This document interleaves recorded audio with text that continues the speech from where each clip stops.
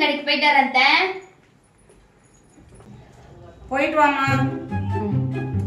எவ்வளவு நேரம் தான் இந்த செல்ல நோண்டிட்டே இருக்குது தெரியல. மணி வேற 12 ஆயிடுச்சு. இந்த பொண்ணை இன்னும் காணோம். எப்ப வந்து சமைச்சு எப்ப சாப்பாடு போடுவான்னு தெரியல.